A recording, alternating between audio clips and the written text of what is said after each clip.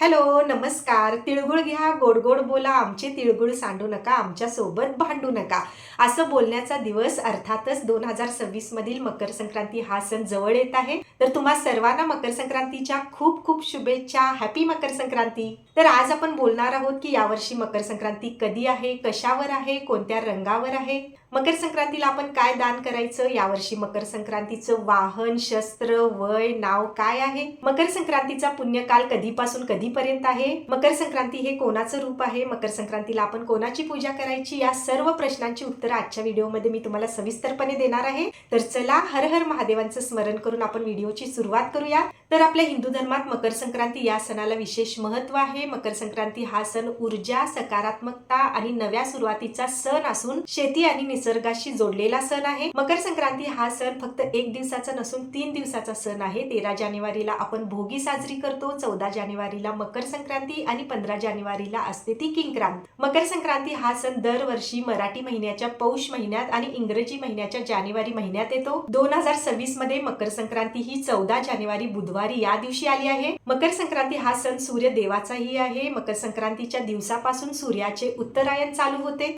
आणि या उत्तरायणाचा कालावधी अधिक शुभ मानला जातो. 2026 मधील मकर संक्रांतीचा पुण्यकाल आहे 14 जानेवारी दुपारी 3:06 पासून ते 6:20 पर्यंत. तर या पुण्य कालावधीमध्ये तुम्ही सर्वांना तिळगुळ वाटून मकर संक्रांतीच्या शुभेच्छा देऊ शकतात. स्त्रिया एकमेकांना वाण देऊ शकतात. तर आता आपण जाणून घेऊया की मकर संक्रांती कशाला म्हणतात. सूर्य प्रत्येक महिन्यात आपली राशी बदलत असतो, पण जेव्हा सूर्य धनु राशीतून मकर राशीमध्ये प्रवेश करतो यालाच मकर संक्रांती असं म्हणतात. तर खूप जणांना प्रश्न असतो की मकर संक्रांती कोण आहे. मकर संक्रांती हे एक देवीचं स्वरूप आहे. प्रत्येक वर्षी या देवीचं वाहन, शस्त्र, वस्त्र, नाव, वय बदलत असतं. तर यावर्षी मकर संक्रांतीचं वाहन आहे वाघ, उपवाहन आहे घोडा, शस्त्र म्हणून हातात गदा घेतला आहे, एका हातात जाईचं फूल आहे, पायस भक्षण करत आहे, पिवळ्या रंगाचं वस्त्र परिधान केलेलं आहे, केसराचा टिळा लावलेला आहे, जातीने सर्प आहे, मोती धारण केलेला आहे आणि नाव आहे महोदरी. वयाने कुमारिका आहे, पूर्वेकडून पश्चिमेकडे जात आहे, वायव्य दिशेला पाहत आहे. तर हे आहे यावर्षीच्या मकर संक्रांतीचं स्वरूप.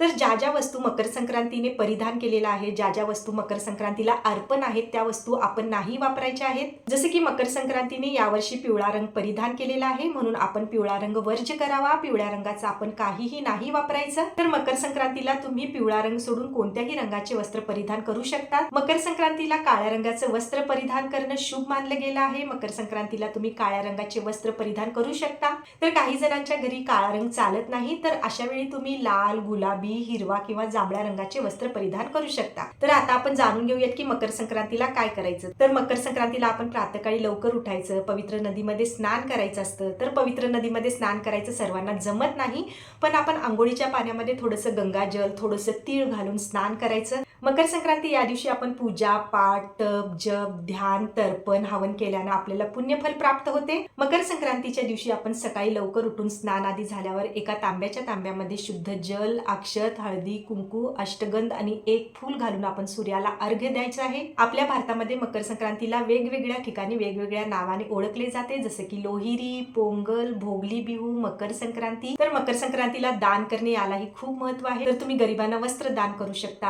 अन्नदान करू शकता, धान्य किंवा नवीन भांडी, विद्यादान. मकर संक्रांतीच्या दिवशी आपण गायीला घास खाऊ घालावा, पितरांना नैवेद्य दाखवावा. मकर संक्रांतीला दान धर्म केल्याने आपल्या आयुष्यातील अडथळे, समस्या दूर होतात. तर आपल्या ऐपतीप्रमाणे आपण काहीही दान करू शकतो. मकर संक्रांतीच्या दिवशी आपण कोणत्याही वृक्षाची पानं, फळं, फुलं नाही तोडावीत, तुळशी नाही तोडावी. जर तुम्हाला पूजेला फुलं, पानं, फळं पाहिजे असतील तर तुम्ही एक दिवस ही फुलं, पानं, फळं तोडून ठेवू शकता. मकर संक्रांतीच्या दिवशी आपण सात्विक भोजन करावं, ब्रह्मचर्याचं पालन करावं. मकर संक्रांतीच्या दिवशी सुगड पूजा ही केली जाते. मकर संक्रांतीच्या दिवशी 5 वर्षाच्या आतील मुलांचं बोरनान केलं जातं. तर ज्या बाळाचं बोरनान केलं जातं ना, त्या बाळाला काळे वस्त्र घातले जातात, किरीट घातलं जातं, हलव्याचे दागिने घातले जातात. बाळाचं औक्षवण करून आजूबाजूच्या लहान मुलांना बोलून त्याच्या डोक्यावर चुरमुरे, चॉकलेट, तीळ, शेंगदाणे असं सर्व काही मिक्स करून त्या मुलाच्या डोक्यावर घातलं जातं. तर यालाच बोरनान असं म्हणतात. मकर संक्रांतीच्या दिवशी आपण एका तरी सुवासिनीला घरी बोलवून हळदी कुंकू देऊन ओटी भरून तिला जेवू घातलं पाहिजे. मकर संक्रांतीच्या दिवशी खूप थंडी असते आणि आपल्या शरीराला उष्णता मिळावी म्हणून काळ्या रंगाचे वस्त्र परिधान करतात. हळदी कुंकूचा कार्यक्रम करायचा असेल तर तुम्ही मकर संक्रांतीपासून ते रथसप्तमीपर्यंत हळदी कुंकूचा कार्यक्रम करू शकता.